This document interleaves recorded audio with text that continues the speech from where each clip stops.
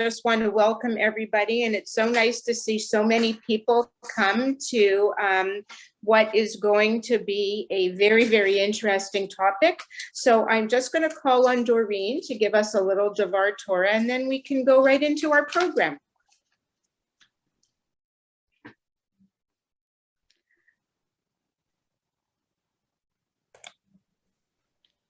The word tzedek, so much a cornerstone of Jewish life, reminds us to judge righteously. Righteousness or rightness refers to correcting something in the world. People without food, shelter, funds, or medical attention are in need. People with handicaps have special needs. People who have family difficulties are in need. People who do not experience freedom or who are harassed in their own country are in need. How do we judge who are the neediest when so many are in need and require so much of us? In Pirkei Avot 2:5, we are referred to Hillel, who reminds us, first, that we are not to keep aloof from the community.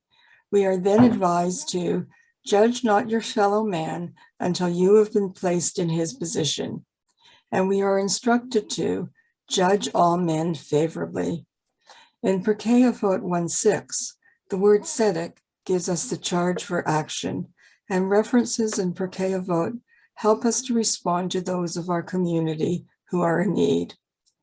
We look now to Maimonides as to how we should complete our mission. We are taught by this great sage that there are 8 degrees in the giving of tzedakah, charity. The highest degree is to help a fellow man to support himself by a gift or a loan, or by finding employment for him, thus helping him to become self-supporting. When we aid someone, we do best when we offer a gift that will expedite the situation, but not necessarily solve it. The gift can be one of guidance, of money, or of physical or psychological aid. It is when we can help someone to help himself that we are truly being righteous. We are taught to number our days so as to make each and every day an important one. Let those in need know satisfaction in life through your concern. Then you know true satisfaction in every one of your precious days. This was written by Blanche Maisel, Greenbrook, New Jersey, in 1991. Still relevant today. Thank you, Doreen. Okay, now I would like to call on Noreen to introduce our speakers for this evening. Okay, well, Susan, I believe, is going to introduce herself, as she didn't send me a CV. Okay, but I have a CV for Barb Lerech, who I remember visiting her aunt and uncle, who were my next door neighbors on Searle Avenue in our first home. And Barb says her husband, Michael, and she were married 50 years ago at the Beth David by the late Rabbi Pappenheim. They have a daughter and a son and 3 grandchildren aged 11, 10, and 7. And I believe their daughter is a day older than our, is it Riva or Naomi? Naomi, I think. March the 17th. Mm-hmm. Yeah, okay. She graduated from Ryerson Polytechnical Institute in interior design and worked as a designer until her daughter was born. When I returned to work, I worked as an historic interpreter at Gibson House Museum. I think Susan used to work at Gibson House. And then in the office furniture industry for the rest of her career. She has been retired for the past several years and up until COVID, enjoyed traveling, getting together with friends, going to local theater productions and reading. Both of her parents and both of her in-laws survived the war by escaping to Russia, but they lost almost all of their families. Because of that, she has been doing some genealogical research into the families so that she can send pages of testimony to Yad Vashem for those who perished. So that's a little bit about Barb.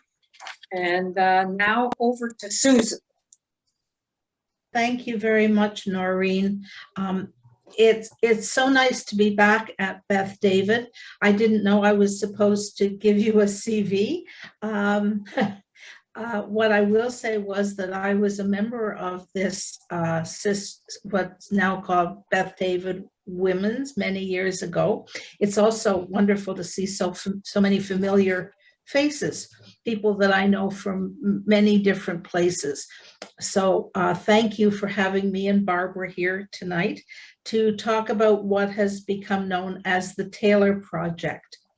It goes back to the end of the Second World War and the role Canada played in rescuing displaced persons left homeless after the war. I became involved in this project about 4 or 5 years ago when my brother, who was by then disabled, asked me to do some research into this topic. I had known Max Enken, who I'll talk about later. And when I realized that his son Larry was also researching this subject, I contacted him and we met. I and my brothers had always known about this project because Sam Poslins, Max's friend, comrade in the garment industry, and fellow traveler in 1947, was my father. I and my remaining brother take a little pleasure in the fact that this project, 70 years on, has come to light and lives on. I know that there are many people here with us tonight who know this story or know parts of it because their families were directly involved in coming to Canada through the Tailor Project. So I'm so glad to see you particularly, and somebody's holding up the book. Yes, that's one of my slides for later on. So before I begin my story and then Barbara's story, I'd like to show a short video put out by Impact Labs, the researchers for the book. And there will be a documentary, I don't know how much it's been delayed by the pandemic, about the Tailor Project. And then I'll pick up the story and turn it over to Barb afterwards. So let's see if we can get this to work. Yes.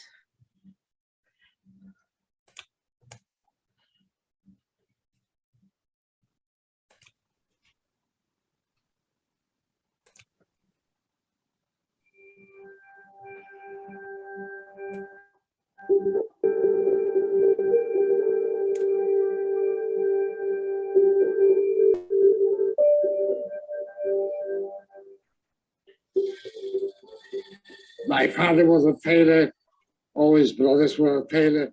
I told my father, I don't want to be a tailor. Yeah, when the war broke out, I had no choice.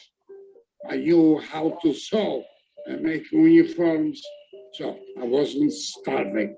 Can you hear My this? father, they went somewhere else, liquidated them. I survived Auschwitz because Yes. of my father. We can hear it. I was just lucky. Just luck. A letter from my father, Max Enken, to my family. What I have seen since I arrived in Europe, particularly since coming to Germany, has shaken me to the core. Internment camps.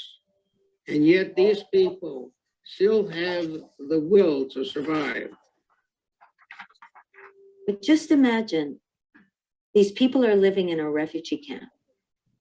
Used to be a concentration. They're trying to rebuild their lives, let alone their souls. Somebody comes into that place and says, hey, if you're a tailor, we can bring you to Canada. Can you imagine hearing those words? Canada, getting out of here. I can make a life for myself. This isn't the end of the road. These are people who had no hope. They'd lost everything. The only thing they didn't lose was their lives, but their spirits and their families were gone. They had seen terrible things. And the Tailor Project gave them hope that they could start their lives again. And that's what it did for my parents. These are the letters from my grandfather. Most of them start the same way, Dear Martin. And actually he signs them off, Papa Dave, which is what we call him, Dear Martin. In late December 1947, I left Southampton for Canada aboard the SS Queen Mary, returning home from Germany and Austria, where I'd been sent by the Canadian government in a team of 5 representatives of management and labor. We were commissioned to examine some 15,000 inmates of Hitler's concentration camps and process 2,500 tailors with their families for immigration into Canada as part of a worldwide movement to empty the DP camps as soon as possible. My father and the other members of the team went to as many DP camps as possible to give them hope that possibly they could find a way out of those DP camps, finally, into another country. So I applied. The test was a little nothing. They just want to know if you could hold the needle on the thimble, and if you saw a few, that's it. It was very easy, nothing at all. My father told his brother, they need tailors in Canada. Let's go, we're gonna sign up. And his brother said, we're not tailors. And my father said, don't matter, let's put our name on the list. He couldn't sew at all. So he paid somebody to write the exam. And it was just the next step towards survival. How do I get out of here? He gave the man his coordinates, how old he was, what his birthday is. His name is Jonas Schlanger. As he said, I was looking in the window, watching the guy. He take a cotton and he put it through the needle like this. I know, I come to Canada. When he got here, they wanted to assign him to a sweatshop. And he said, but I'm not a tailor. And they said, well, how did you get here? With the ship, just like everybody else. The boat was terrible. Everybody was sick. Everybody was throwing up. And I came to Montreal and I started to work in a factory. Well, I'll tell you the truth, I was happy to come to Canada and I was happy to be here. And I met a nice girl. I was making a living, had a nice family. I bought a little duplex, and till I retired, I'm okay. I love you too. When I came to Canada, off the boat, I didn't have anything, not one penny. When I think about having nothing and coming here with nothing, except for maybe my mother's gold ring and my father's gold ring on their fingers,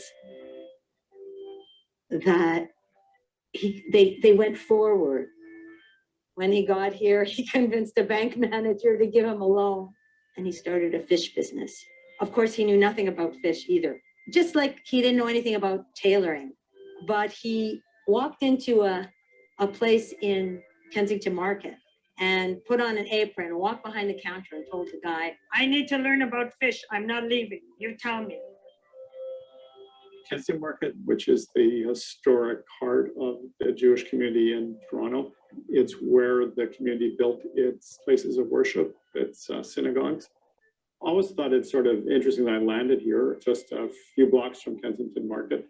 And when I look out my windows, I can see the Tailor factories where a lot of this history takes place. It is a very Canadian story about overcoming adversity and building new lives.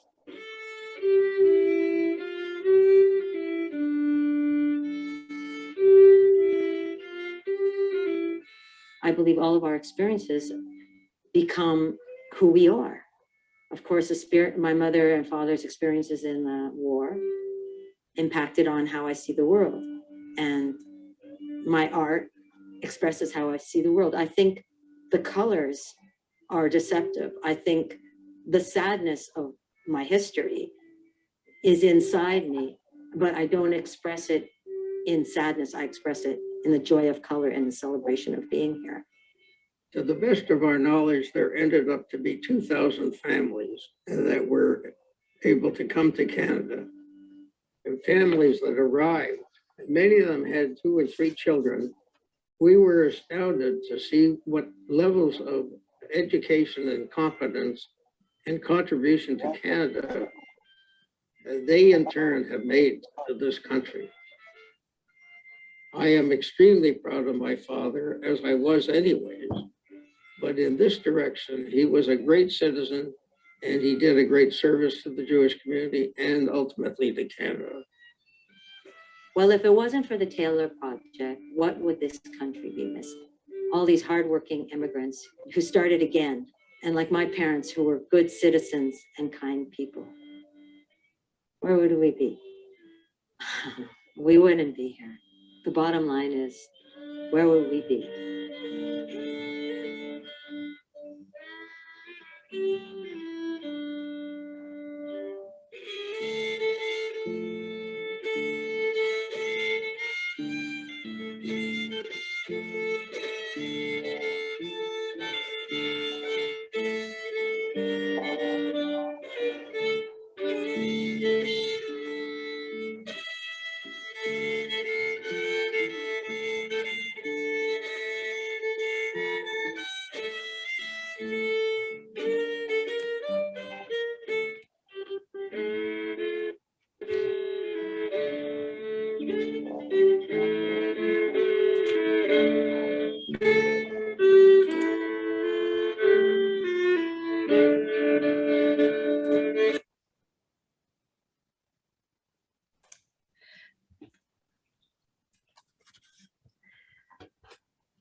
A lot of the pictures and some of the story is going to be repeated, but I'm going to start with the European Armistice, which was signed on May 8th, 1945. Upwards of 11 million people ended up in the displaced persons camps in Germany, Austria, and Italy. While these camps were set up as temporary facilities, 2 years after the end of the war, there were still some 850,000 people living in them. These included former prisoners of war, released slave laborers, and both Jewish and non-Jewish concentration camp survivors. More than 1/4 of those in the camps were Eastern European Jews who had survived in concentration and death camps, in hiding, in partisan units, passing on false papers, or refugees in the Soviet Union. The DP camps were the safest place for them as people focused on their health, new job skills, searching for new homes, and creating new personal bonds. Now, the Allies assumed that they would repatriate these refugees, simply send them home. The truth was that mostly they didn't have homes to go back to. Many, particularly the Jewish refugees, weren't wanted in their homelands. Houses had been expropriated by people who refused to relinquish them. Entire towns and villages had been destroyed. People were loath to return to countries behind the Iron Curtain in the USSR. Jewish survivors of the death camps refused to return to their countries of origin. Most Holocaust survivors, Jewish Holocaust survivors, had little choice but to remain in the DP camps. Britain severely limited immigration to Palestine, and those hoping to go to other countries, including the United States, met with restrictions and quotas. By 1953, 8 years after the war, there were still 250,000 refugees. These were absorbed into various European countries on humanitarian grounds. So the post-war atmosphere for Jews in Germany and elsewhere was dire. It was feared that when the occupation forces left, there would be a much greater bloodbath. Post-war Jews were surrounded by people who didn't want them. The world offered little solace and less hope. It was a world of death and of mourning, and liberation didn't feel very liberating. At the same time, Canada, in order to progress following the war, needed to revitalize the economy. A return to prosperity needed the help of an immigrant workforce. Canada's Senate, beginning to look toward war-torn Europe as a possible source of much-needed labor, reconstituted its committee to address immigration and labor. By 1947, Canada had increased its quota to admit 20,000 Europeans, most of whom were recruited from the displaced persons camps. Early on, Canada had alleviated labor shortages in logging and mining by bringing in workers to fill the gaps. Programs expanded to include agricultural workers and women as domestic and hospital workers. The Garment Workers Scheme, as it was called in 1947, was based on similar plans. Prior to the Second World War, there were few Jewish immigrants allowed into Canada. Now, the Canadian Jewish Congress was eager to rescue Holocaust survivors. They approached the government to approve a plan to bring in skilled workers to fill shortages in the garment trades. The Canadian government agreed to allow approximately 1,500 skilled tailors and their families to emigrate from Europe. This effort was organized by Canadian Jewish garment industry leaders in Montreal, Toronto, Winnipeg, and Vancouver, manufacturers and labor leaders alike. And let's see if this works.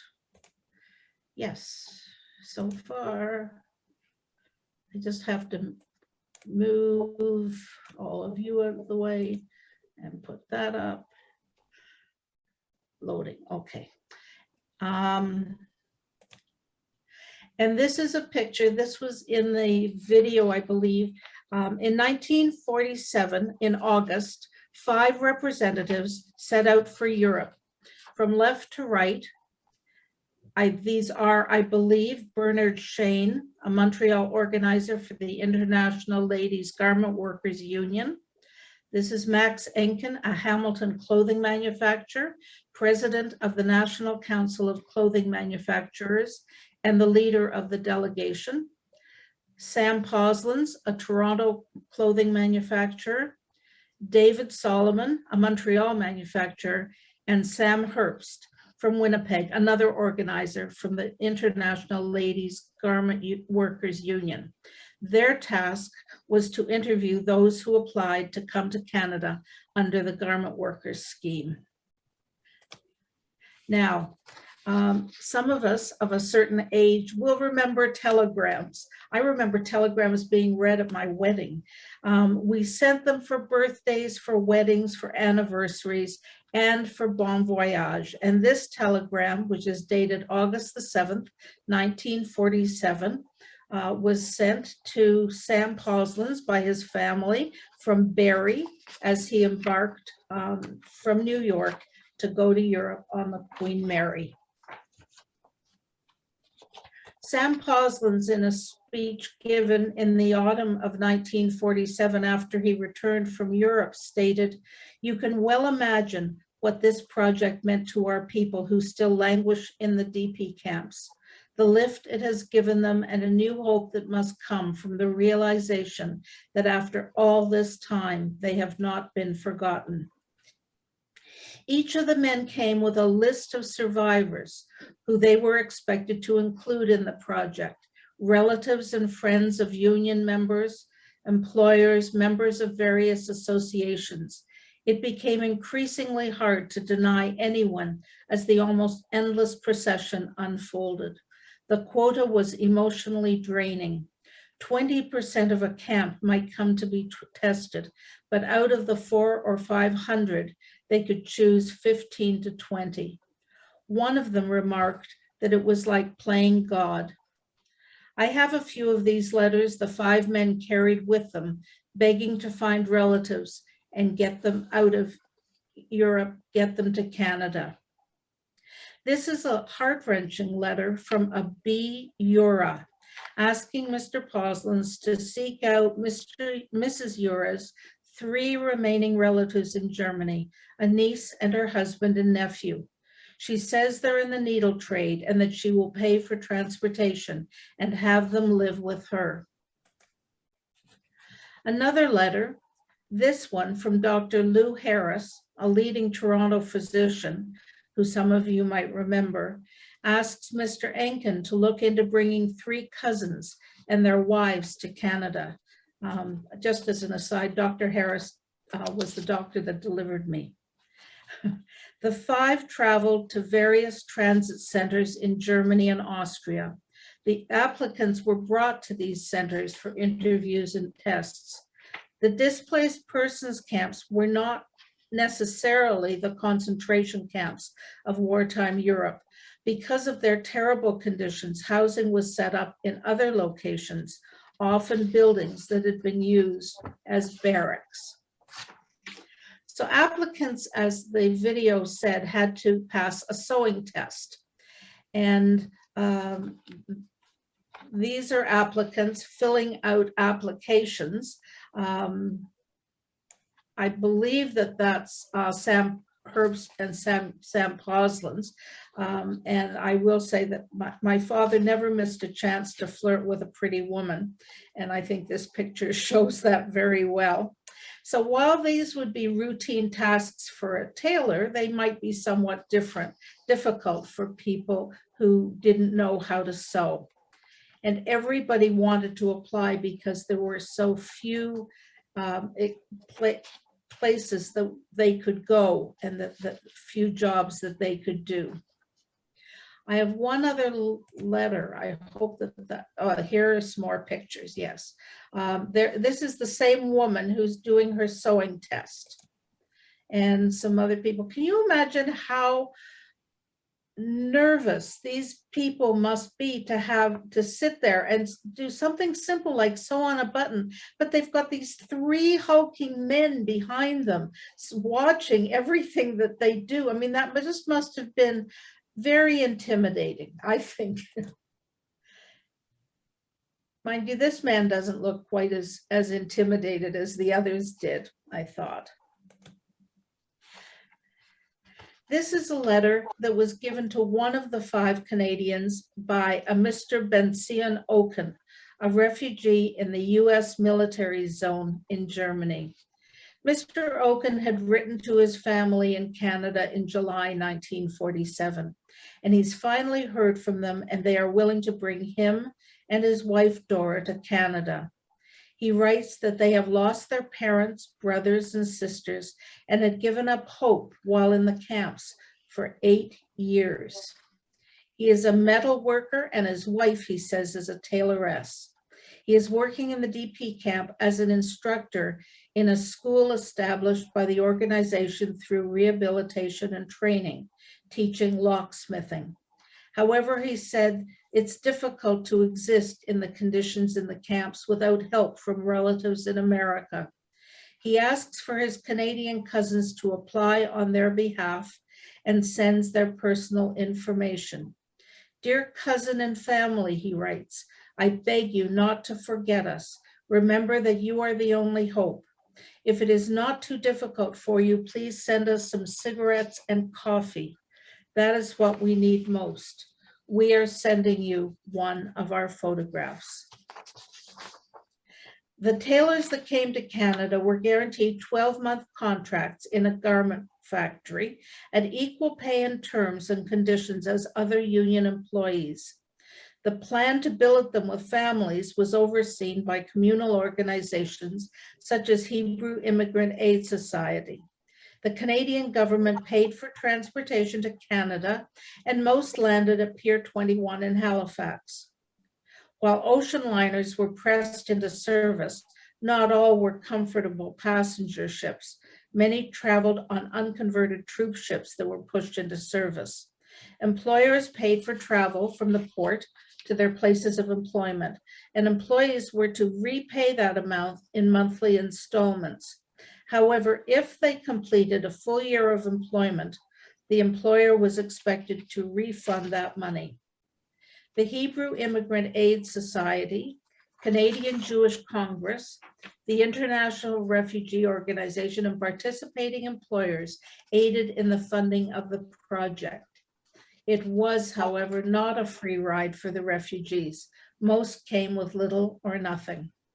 When the immigrants reached Canada, neither the government nor volunteer agencies were prepared and quickly became overburdened.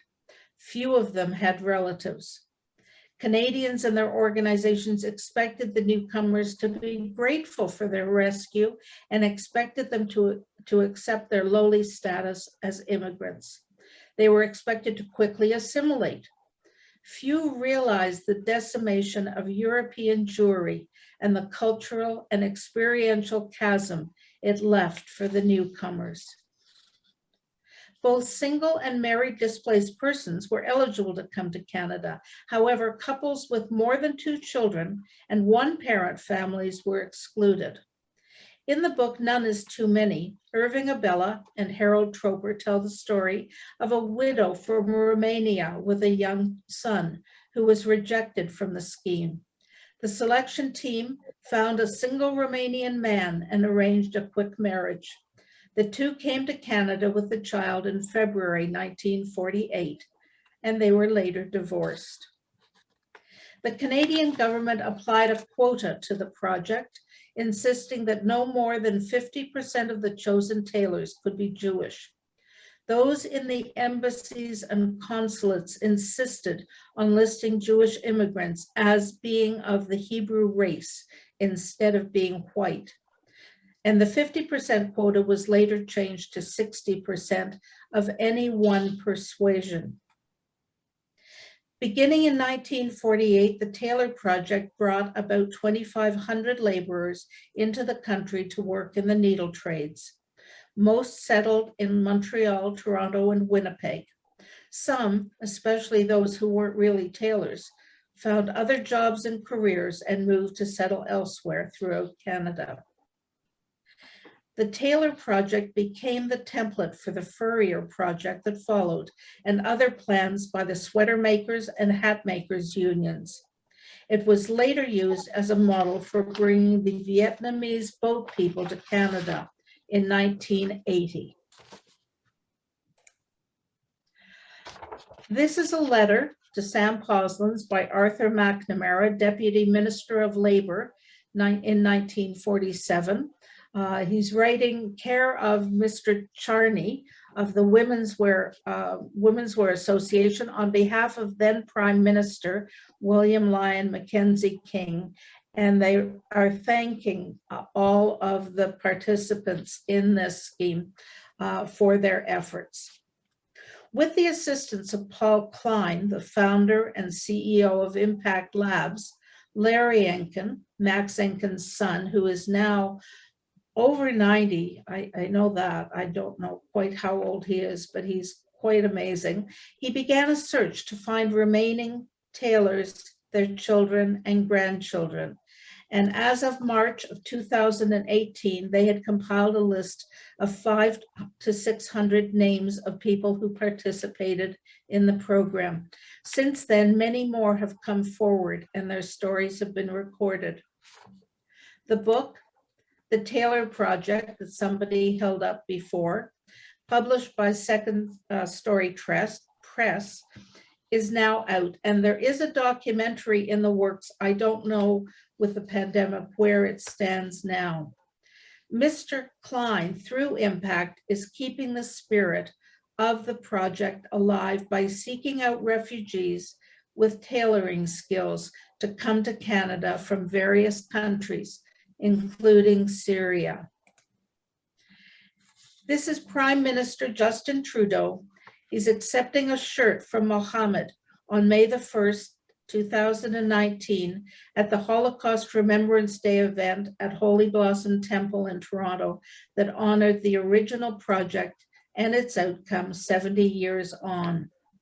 Mohammed represents this new chapter of the Garment Workers Scheme, now renamed the Tailor Project. He came to Canada in 2018 with his wife and young daughter, arriving as a refugee through private sponsorship. Back home in Afrin, in northern Syria, Mohammed ran his own business, producing children's clothing and jeans.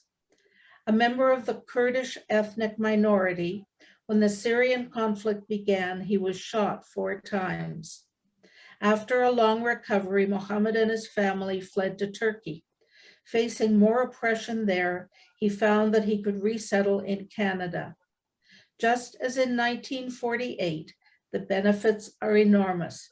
Refugees become productive members of society who enrich our country economically, culturally, and socially. Mohammed, as of the last time I heard, was working with the Tailor Project on the launch of an initiative that will create limited edition common thread shirts designed to increase awareness and understanding of the value of immigration. While immigration has been put on hold by COVID-19, like so much else, I hope that this initiative will continue.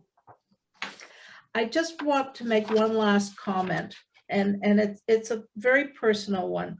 My father worked in this position, as he did in everything in his life, with a major physical disability. He was severely hearing impaired. He wore a huge hearing aid strapped to his chest that needed a ready supply of batteries. And my brother and I cannot figure out how he got hold of these batteries while he was in Europe, but he did. While it was in many ways a hindrance, I have come to believe that it was this disability that colored his thinking in everything he did, with kindness and a sense of trying to understand the situation of each and every person he met. There is a lot more information on this, and if you're interested, you just have to Google the Tailor Project. And I'd like to turn the evening over to Barbara Lerech now, whose mother came over to Canada as part of the garment workers scheme. Barbara, you're there somewhere. Yes, I'm up here. Thanks, Okay. Susan. I'll have to ask Susan to switch pictures for me because she has control of my pictures. So I did. okay. My mother, Annie Brutman, was born Heine Kirchenwurzel in Staszów, Poland in 1914. She was the fourth child in a family of 8 surviving children. Her parents had a butcher stall in the market, and her 3 older brothers helped in the business. When she was 10, her father died, so being the oldest daughter, she had to leave school to look after the younger children while her mother ran the stall with her brothers. This is a picture of my mother's family, which is taken, I believe, around 1926. I think my mother told me she was 12. And her oldest brother and his wife and twin, I don't think they had children at that time, were not in this picture. We're not in this picture. And I believe they took this picture to send to my grandmother's brother in Brighton Beach, New York.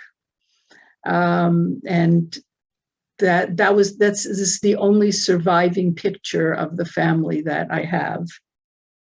When the Nazis invaded Poland on September 1st, 1939, my mother was just shy of her 25th birthday, and she wasn't married. Her next youngest sister and her sister's husband started to plan to escape into Russia and convinced my mother to join them. They left sometime in October or November and crossed the Bug River into the Soviet Union at night. They actually forded the river. She told me that they put their bags on their heads so they wouldn't get wet. It would have been very hard to leave their families behind because they knew the Germans were there. My father, my father-in-law, and also my mother-in-law all survived the same way. They all escaped into Russia separately. They met up later. When they arrived, the authorities sent them away from the border. They considered them sort of almost like enemy aliens, and they didn't want them anywhere near where the border to their own country. They were required to assist in the Russian war effort. My aunt's husband was sent to the army to do any physical work that was required since the Russian men were serving at the front. My father and his brother had the same experience, and my in-laws separately were sent to labor camps in Siberia. My mother and aunt were sent to a sanatorium at the Black Sea in Kerch, in the Crimea, to care for children with tuberculosis of the spine. By the time the war ended, They were in Bukhara, Uzbekistan. I'm not sure how they got there from the Crimea, but I don't remember if I was told. My aunt somehow managed to find her husband, and my cousin was born there. With the war over, they tried to go home to find any remaining family. I don't know if they ever did make it back to Stashev, but they eventually learned that no one from their family had survived. They were sent to Steyr, which was a displaced persons camp near Linz, Austria, and it was a repurposed military camp that was run by the Red Cross. So Susan, if you can switch to the next picture. Well, this is my mother's residence card from the DP camp.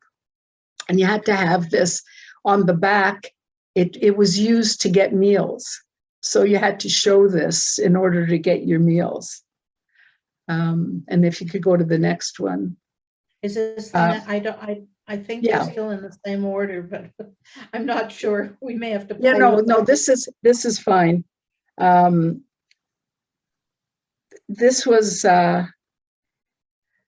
this is just an example of, I'm not sure where this picture was probably taken in 1948 or late 47. And the little boy in the far left, looking out at the camera, standing up, is my cousin Murray. This one? That one, yeah. My husband Michael was also born here, but he's not, we couldn't find him in this picture. I also read somewhere that in the Bergen-Belsen displaced persons camp, the concentration camp was turned into a displaced persons camp, and that in 1946 alone, 555 babies were born. It was the largest birth rate in Europe, the displaced persons camps. Not only did my mother meet my father in the camp, but my in-laws met there, and my husband Michael was born there. As I said, he was exactly the same age as my cousin in the picture. They're just a few weeks apart. My parents were married in Steyr, but my father's sponsorship papers came from Canada. He was sponsored by a cousin here in Toronto. And since the Canadian relatives didn't know that my father had gotten married, the papers were just for him. And so my mother didn't have any relatives in Canada. She had an uncle in, as I said, in Brighton Beach, New York. She had no one to sponsor her, so she had to find a way to follow my father. And that's where the garment worker scheme comes in. Members of the committee, as Susan's told you, came to the camp to interview likely candidates. And I think in the video, Larry Yenkin said that they were allowed to bring around 2,000, but only half were allowed to be Jews. So there was a lot of competition to get in. My uncle was a tailor, and he passed the tests, and he was allowed to bring his wife and his child under his name. So my aunt, who was a dressmaker from before the war, she took the test under my mother's name. And just like the woman in the video said that her father paid someone, well, in this case, it was my aunt. My mother couldn't sew at all, so she would have been useless taking the test. But my aunt, of course, didn't have any problems with it. That's what she had done. She told me she had to sew a pocket, a buttonhole, and a hem. And so, Susan, if you can switch the picture. It's hard to see on the screen, but this is the back of my mother's identity document from the camp. And at the very bottom, and again, it's hard to see, it says garment worker, SS Samaria. Right. So she was passed to come to Canada on September 17th, 1948.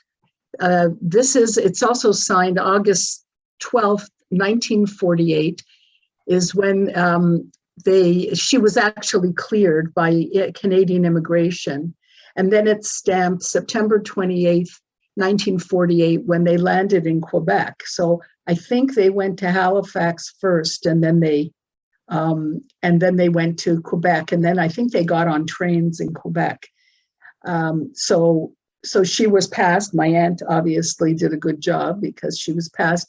And I'm not 100% sure how she came as a single woman, unless she told them that her husband was in Canada and they let her come to join him.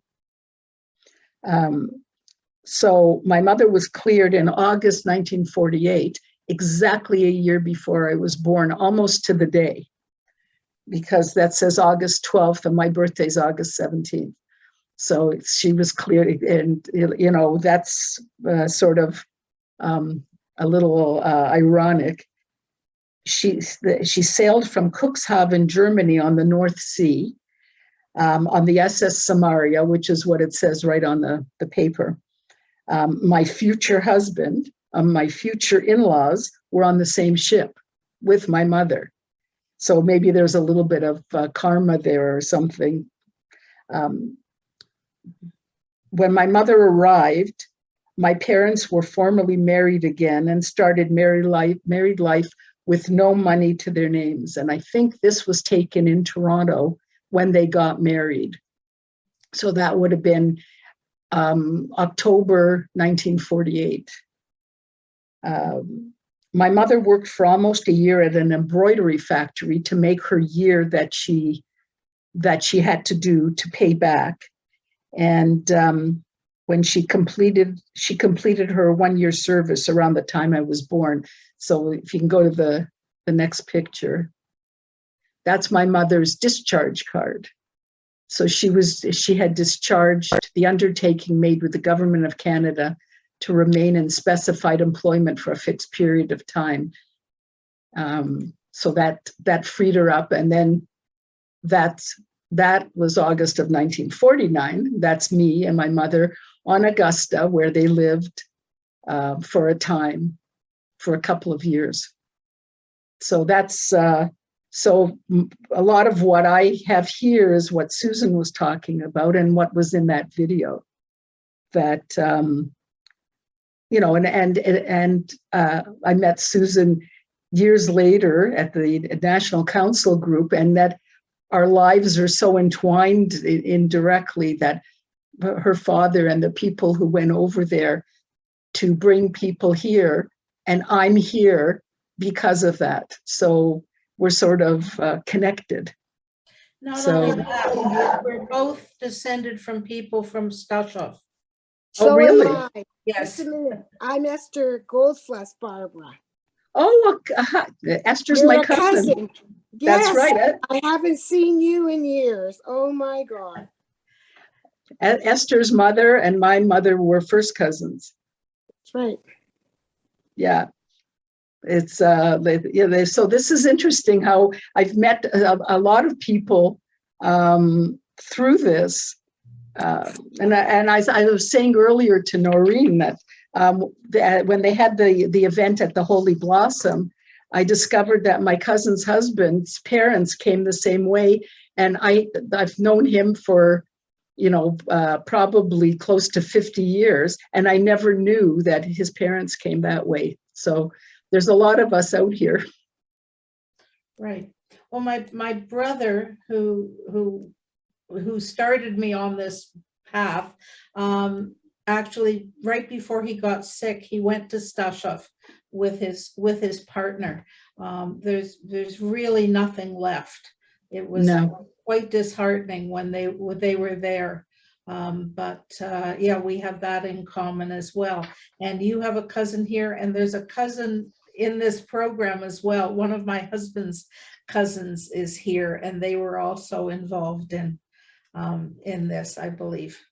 Barbara, you should know my mother's still alive. Is she really? Oh my goodness. How old is she now? 93. But wow. Anyway. Somebody has their hand up. Laura, I can't, I don't know if that's your name. My name is Laura. My name is Laura Greenberg. okay? I Yeah. was born and raised in Toronto, but I lived in Ottawa. But I've got the book and listening to your stories. Are your stories in this book? Yes. Mine isn't. Susan's would be because her father was directly involved. And they did come and interview me. Larry and Nicole, who wrote part of the book, came to interview me and my husband, but they only picked certain stories to put in the book. So Okay, the reason that I'm here, my parents were involved when the refugees came over. But what I couldn't understand, the way you're talking, that you took tests and everything, but where my father worked in the factory, there were 5 people that came as it was a ladies' garments. mhm. They didn't know how to sew. How did they get out of they weren't tested. I don't understand. I've read the whole book thoroughly, and some of the stories that you're talking about, I don't know how you guys got through, and I don't know how these people got through, because 5 people were trained in our basement on Oxford Street in order to keep their job at the factory that they were sent to. My father trained them, and my mother taught them how to finish. I think there was a lot of cheating going on. A lot of what? Cheating. I think Well, we know that, but the thing is, according to the stories that I'm hearing now, they're not the same as what I know. That's what I'm saying. Well, I think we are saying the same thing, that a No, lot of people came that were not tailors. They had seichel. They had. But how did they pass? You said that they were had given. brains. No, excuse me. You said, somebody said that they were given tests, but the people that I knew that came to my father's factory did not have. I don't know how they got through, because they didn't know one thing about the needle trade. They got Maybe- somebody else to do the test for them. I don't know, maybe they bribed somebody. No. It happened, and nobody knows. Nobody There knows. has to be more to the story, because I'm involved in the book. Okay. Okay? But some of the stories that I'm hearing tonight don't make sense, because I don't know how.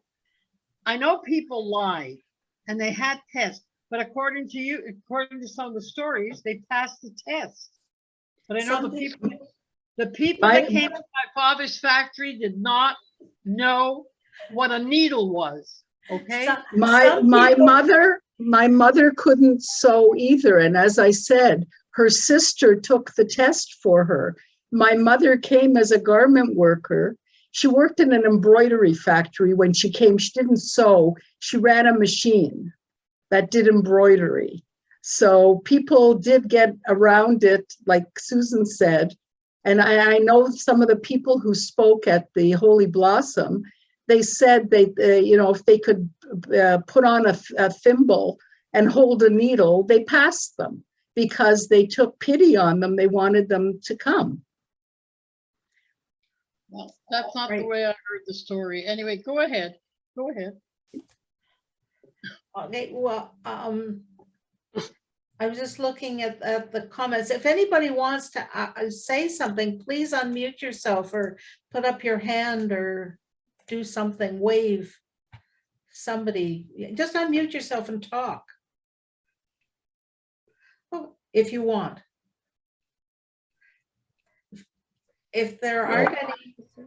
I think. No, I see Carol has her hand up, and Okay. Carol is my husband's cousin. Okay, So I can't see everybody, so Carol, I don't know where Carol is, so. there's no picture. She's right under Bev Well, that's fine. right now on the screen. Yeah. On your screen, but I've got a different screen, so. Oh, I can't see. okay. But if Carol wants to say, please, Carol. Carol? Nope, her hand went away. Okay. Anybody else? Just unmute yourself because I can't see everybody, Noreen. I think when you put your story, and I mean that in an intellectual way, not, that it's a made up story. When you put this one together with, I believe it's Anne Dublin, who told us about the man who brought the kids over. I think that was between the wars to teach them how to be farmers here. Yes. It's just amazing that they got people out of Europe Yes. at the time. I mean, I'm very lucky. Both my parents were born in Canada. That's a long time ago. My paternal grandparents came, I think, at the turn of the 20th century. My maternal grandparents came in the 1920s because my grandfather had lost a wife. I don't know if it was flu or whatever, and had a daughter. And of course, he would have been obligated to marry her sister, which he would have done. But the thought of having that mother-in-law for the rest of his life was enough to send him to Canada. And I think it was a shidduch to meet my Scottish grandmother, and they married and they had, I think, 4 or 5 more children. So, yeah. There's a few people in the chat that are saying that their parents were involved. If you read the chat, Susan. I am, and I was just going to say if they wanted to unmute themselves and talk about their families, please do. Well, do you want to hear my story? Sure, yeah. Okay. It's in the book, but when they came to the factories, my father and mother, with a few other people, rented a house on Cecil Street to put up some of the people. Everybody got a bedroom and the women shared the kitchen. I came home from school one day and I was going to go to a dance at Commerce, and I couldn't find my sweater and my new skirt. And I turned around and I looked. I said to my mother, "Ma, where's my clothes?" She says, "Don't worry about it." She says, it'll be replaced. My parents went up and down Oxford Street. They got pillows. They got all kinds of stuff in order to furnish this house on Cecil Street. Okay, and that's where the refugees came. And bit by bit, as they settled in and they were able to move, find a flat or a place to live, they moved out of the house. But that house on Cecil Street was put up by my parents and other people in the industry. And that's how they helped out. That's a good story. Does anyone else have something that I every so often I see a hand go up, but I don't know who it is. Somebody, Rachel. Francis. I can't see everybody Okay. though. Okay. And may I speak? I come from Rochester, New York, and we had a similar situation in the same time period, but the people who came were mostly Jewish from Turkey and Greece, and they lived in my neighborhood, and they were tailors also. They came on the same kind of a deal like this one. And for some reason, they lived in my neighborhood. I went to public school and high school with most of the children. Okay, my mother was worked at Hickey Friedman's. Rochester is men's tailoring, specialized tailoring, and so when a group of these women came to work for Hickey Friedman's, she had to teach them a specialized trade of hand felling collars, and she was an expert in this field. And so she taught about 10 of them, and they mainly worked for Hickey. Some went to Bond's Tailoring, which is also men. The whole city's men's tailoring. They didn't do any ladies' tailoring there at all. And I went to school with these kids. They're really nice. The grandmothers came, and they all had black outfits on. They never really became Americanized. But when, as I said, I went to high school with them, and some of the fathers who weren't tailors worked in some of the men's tailoring stores, the men's stores, and some of the department stores, and became and had quite good careers actually. Thank you. Well, that's good to hear from you. It's good to hear about other places and what happened.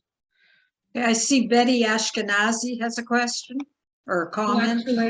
Actually, my parents came on out of Germany from Bergen-Belsen DP camp. They met after the war in Lodz, which was a center for surviving Jews in Poland. My father was from Latvia and met my mother after the war, and he was a logger. He worked in the logging industry in Latvia, and that's what he wanted to do in Canada. But he had a cousin in Boston who actually had written to Canadian Parliament or to an MP in Parliament asking to get my parents out of the DP camps. So I think that's how he got out on the list, because he never even requested to be a tailor. He didn't try to hide the fact that he didn't know how to tailor, and he ended up on the list. And when I found out about the Tailor Project, I was really, really curious, because there were innuendos, and I had heard things over the years, but my parents had never talked to us about it and how they got over here. So when I heard about it, I started investigating, and they settled in Montreal. That's where I was born. In fact, my mother was pregnant with me on the ship coming out of Germany, 1949. They came in May of 1949. And I'm absolutely astounded to find out that there were people still in those camps in 1953, which you said earlier, and that really floors me. But anyway, they came on the ship and they arrived in Canada, and we were very fortunate that we had some support from Joyous. But I was so curious about this when I actually went to a lecture, and this is how I found out about it. I think it was maybe Holocaust education or something that got me interested, because I'd never heard of the Tailor Project. In fact, I don't even think it was well known at all until about 5 years ago, 7 years ago, maybe, right? Nobody talked about it. Was it a fact, a known fact the entire time that all Jews knew about it? Okay, well, anyway, I had never heard about it. So I investigated with the Montreal Jewish Archives, and it took a lot of emails back and forth, but eventually I ended up with all the documentation. I got the ship's manifest, the list, the identity cards, all those documents, which were so precious, and I was so excited to get them. It was unbelievable. And I really thank the Tailor Project for bringing my parents over, because they wouldn't have been, oh no, who knows, what would have happened. Well, just to clarify, I believe that the people who were directly involved and the people in clothing manufacturers certainly knew about it. The whole scheme was not well known by a great many people. No. And I've done independent research before, and when I started to do this, I have a background in the research, but I don't have the funding or the wherewithal that Larry, thank goodness, put into this through Impact Labs to do the research. I mean, they had researchers involved. I met them at the Ontario Jewish Archives. I guess that was our initial meeting. But until Larry started calling on, researching and then interviewing people, there wasn't a whole lot of information known about it outside of the garment manufacturing families. Yeah. My mother told me all these stories, and my aunt, about how she came, but it never occurred to me that there was this whole group that would have come. And after I heard about the Tailor Project, I went back and I looked at the documents, And that's when I found that on the back of her identity document, it says garment worker. So then it sort of made sense but I knew the stories. I knew my aunt took the test and my mother came to Canada because of that, but I didn't realize the extent of it until all of this surfaced. So my Yeah, I father see paid her. there's one named Karen Lasky who would like to speak, but I don't see her. Oh, here I am. I've there unmuted you are. myself. Okay, so I'm sorry, I had to step away because I had another call. I missed some of this and I really am sorry about that. However, I have a very similar story to Betty. And I just read hers. My parents also came from Bergen-Belsen and I was born there. I did not know about the Tailor Project till Larry and his team contacted me 2 years ago. 3 years ago for that launch, which you were probably all at the launch at the Temple Holy Blossom. Yeah. So he sent me all the information about my father coming over on this program. And I had no idea. My parents lost everyone in the Holocaust and they were sole survivors of their family. And they never spoke to me about their story. They never spoke about anything. When I turned 60 and I became a grandparent, I went on a 15-year obsessive mission to Poland and Germany to find my history. And even then I didn't uncover anything about the Tailor Project. And when Larry came to my house, my home, because I had, I'm so sorry. Oh, how did I get rid of this?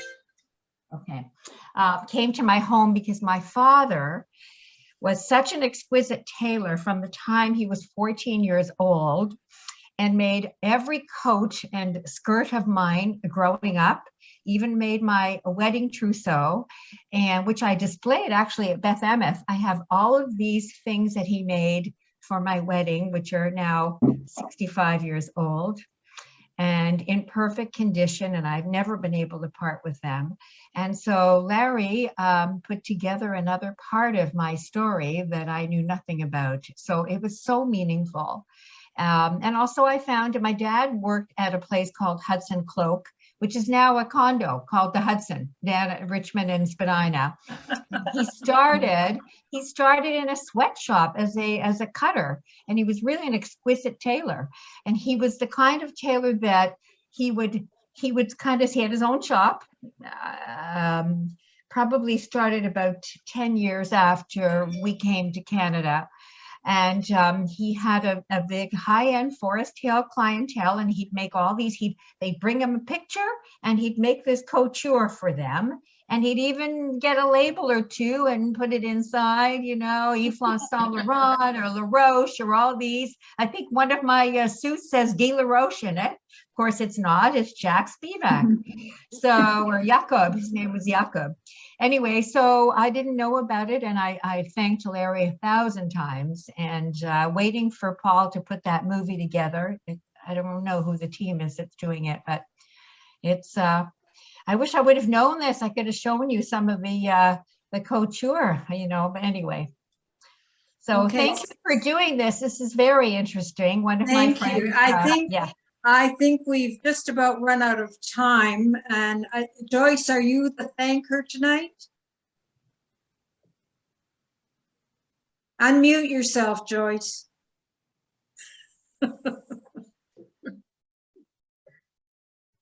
Okay. On behalf of Beth David Women, I would like to thank both of you, Barbara and Susan, for that wonderful presentation on the Tailor Project.